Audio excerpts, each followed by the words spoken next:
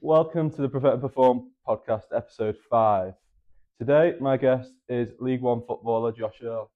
Thank you for coming on, Josh. Thank you for having me, mate. Been trying to get you on for a while, but we're finally here.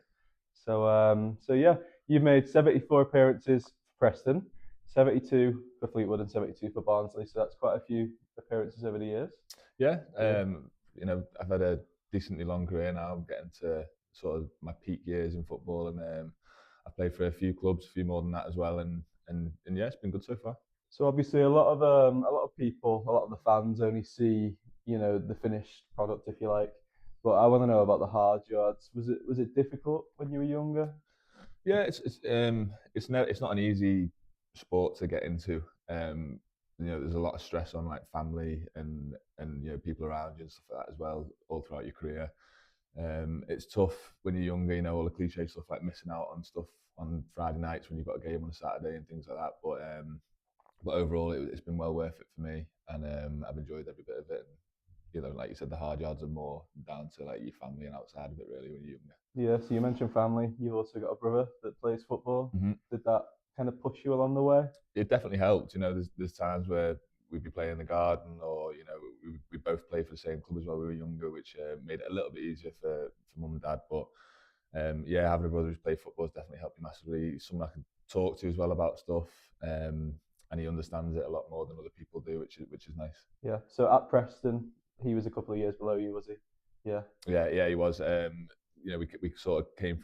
He came through the academy at Liverpool, and he was younger, and came over to Preston and made the travelling a lot easier for, like I said, mum and dad and stuff like that. So, Would you say it was more you that advised him along the way, or was he good to you as well? do you know what? It's a bit of both. I've always thought I'd try and be there for him, sort of thing, with certain scenarios and stuff. But it works both ways. Like sometimes you just need someone who understands what you're going through. If you're in a bad period, or when you're in a good period, you need someone there to keep you grounded and things like that. And little things like playing in the garden and going to the Ainsdale Club, which we live around the corner from, playing footy when we were younger and stuff like that, has always helped out massively. Yeah, perfect. It's good to see someone from Southport doing so well.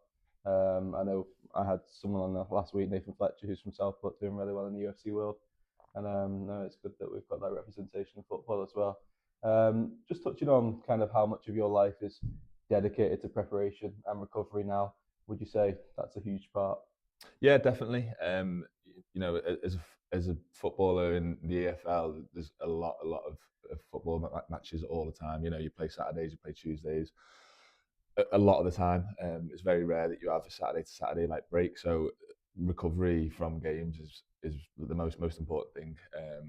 You know, there's only so much you can do to get yourself as well prepared as you can be, but I try to think that I do the best I can sort of midweek, with days off and things like that, to try and make sure that I recover properly for the next game. So it's a day off today, Mm-hmm. Wednesday, as I know. But how would you structure this day off? What do you do, Ken? Did you wake up a little bit later?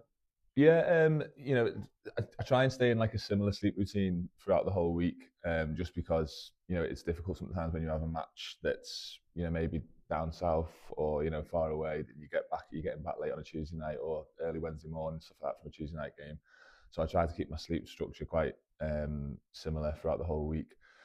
So maybe a little bit of a lie-in, but I love golf as well. So I think golf's decent for active recovery sort of thing. Little walk around the golf course and things like that is always it's good, and more mentally as well. It clears your head and stuff, so you can sort of recover and forget about maybe mistakes or maybe anything else. Do you find that 18 holes isn't too much on the day off? Do you find that it's just right, or would you tend to just kind of maybe do 9?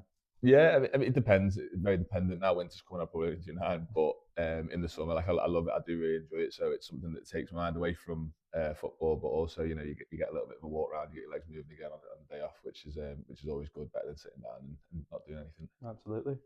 Okay, Josh. So how much time does a professional footballer spend in the gym? Um, a decent amount of time. Not massive amounts when you've got a sort of midweek game as well. So if you're playing Saturday and Tuesday, there's very little time that you'll even really be on the training pitch as much as in the gym. Um, but yeah, if we've got a full week of training, we'll be in the gym maybe 2 or 3 times. But a lot of the stuff is more like injury prevention stuff, and not so much heavy loading and things like that. It's more to prevent injuries and make sure that you're primed ready for the game on Saturday again. And how much guidance are you giving on that? Obviously, you have a team around you. Is there just a couple of members of staff that would maybe overlook that, or There's a few members of staff. The physios. We've got 3 physios, and they're all very well educated in sort of the gym space, and really really good with like rehab programs and all your injury prevention stuff. They're really good. They normally take that in the mornings before training, and then we've also obviously got our S&C coach and another person who helps him out. And yeah, the gym programs are all structured, very individual. would you say that there's a lot of heavy lifting, or is it more kind of tapered to fit in with kind of preparation for matches? I think it's different. There's some young lads coming through that maybe need to put on some muscle. That their program will be different to me. I struggle a lot with my tendons, so I've got a lot of isometric, loading and stuff for my tendons through, in the mornings and in the afternoon gym sessions as well. So it's like I said, it's all tailored to every individual and what they need.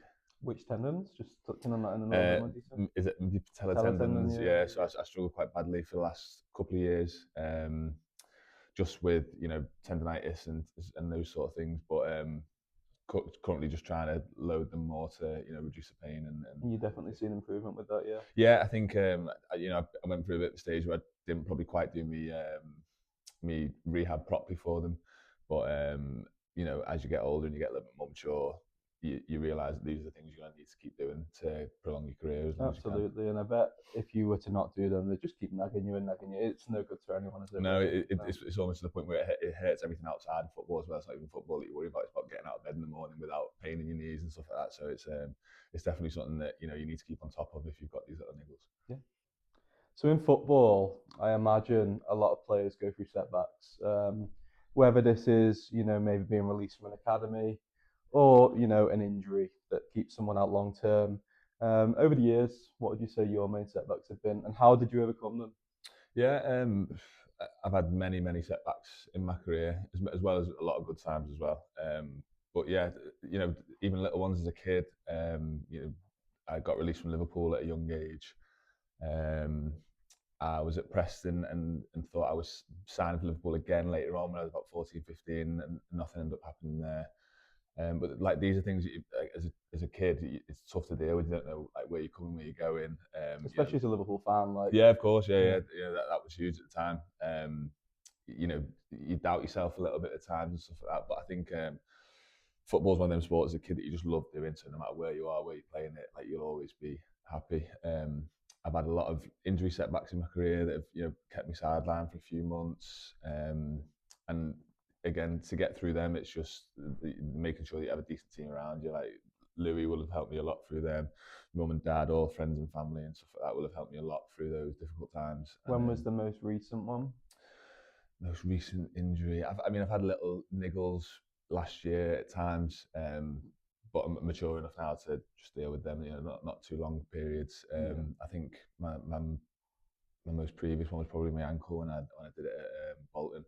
I was out for 4 months or so when I just signed on loan for Bolton, and that was a big setback at the time because I'd left Preston to try and get some more game time and play football and prove myself to either the Preston manager or to other people out there to try and make a little bit of a name for myself at the start of my career. And being out for 4 months after playing 15 minutes in your first game for Bolton was tough.